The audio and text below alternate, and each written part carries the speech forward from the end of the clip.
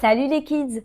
Aujourd'hui, je vais vous parler d'un sujet hyper important. Il y a plein de parents qui m'écrivent et qui m'appellent parce que leurs enfants se font harceler à l'école. Mais qu'est-ce que c'est ça? Ça existe encore le harcèlement?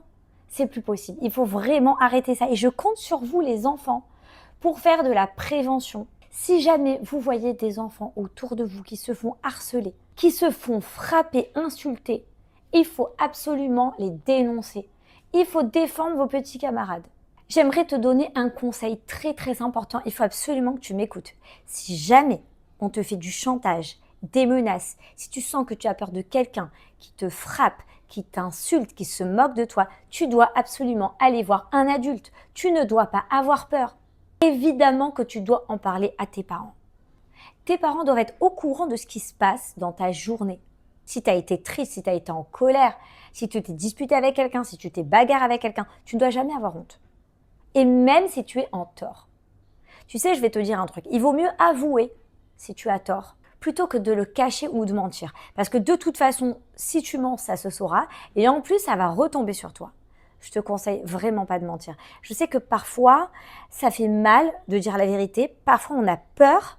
On a encore plus peur de te faire punir, mais je te promets que si tu mens, tu te feras 2 fois plus punir. Donc il vaut mieux avouer. Si c'est toi qui fais du mal à quelqu'un d'autre, ça peut arriver. Peut-être que tu as frappé quelqu'un parce que tu étais en colère, peut-être que tu as eu des mots déplacés, peut-être que tu t'es moqué parce que tu pensais pas que c'était grave. Tu sais, il y a toujours une solution. Quand c'est comme ça, il suffit juste de demander pardon. C'est tellement plus facile quand les enfants ils s'entendent entre eux. C'est tellement plus facile d'être gentil. Il faut être gentil entre vous, il faut être serviable entre vous, il faut être solidaire. Quand tu vois un élève en difficulté, tu l'aides. Quand tu as un copain, il lui manque un truc, tu lui prêtes. Mais tout ça, ça devrait être normal.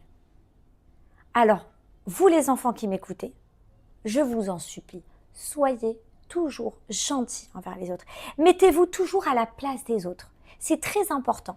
Peut-être que ton copain ou ta copine est en colère aujourd'hui ou de mauvaise humeur. Peut-être parce que ça s'est mal passé à la maison. Peut-être parce qu'il s'est fait gronder par ses parents.